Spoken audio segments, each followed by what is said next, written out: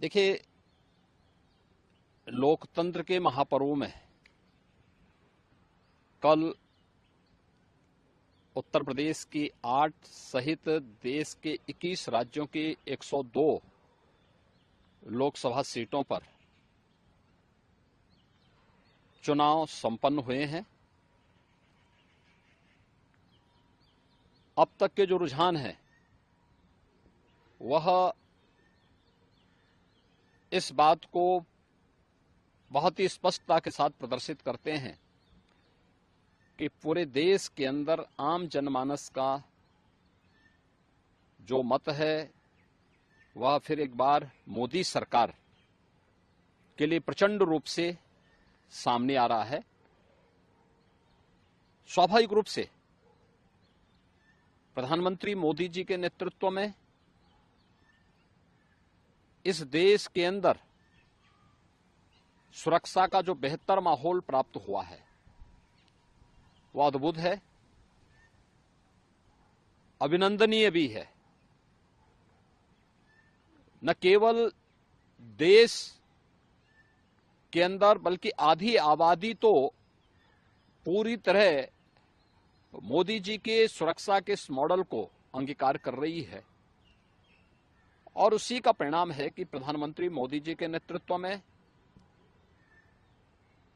देश के अंदर जहां एक सुरक्षित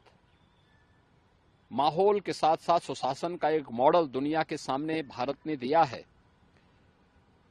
वहीं भारतीय जनता पार्टी शासित राज्यों ने भी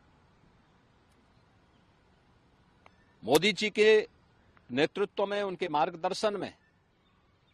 सुरक्षा का एक बेहतर मॉडल देने का कार्य किया है। आपके सामने एक उदाहरण पर्याप्त है। अभी रामनवमी का आयोजन संपन्न हुआ है। भारतीय जनता पार्टी शासित सभी राज्यों में रामनवमी के उत्सव और शोभा यात्राएं सकुशल संपन्न हुई, लेकिन अपनी तुष्टीकरण की नीति के लिए कुख्यात और भारत की सनातन आस्था के लिए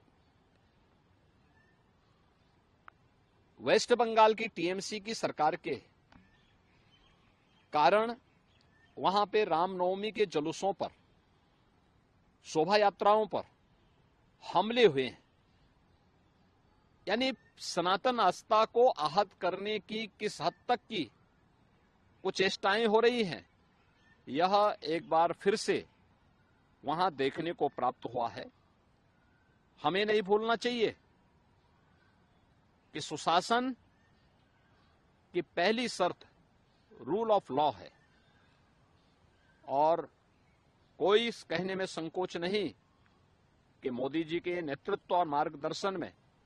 भारतीय जनता पार्टी ने देश के अंदर भी और भारतीय जनता पार्टी की राज्य सरकारों ने प्रदेशों के अंदर भी सुरक्षा का वह बेहतर माहौल देने का कार्य किया है। और इसीलिए कल 102 लोकसभा सीट पर जो चुनाव हुए हैं, ये चुनाव 7 चरणों में इस मोमेंटम को इसी रूप में बनाए रखेंगे, ये मेरा पूरा विश्वास है।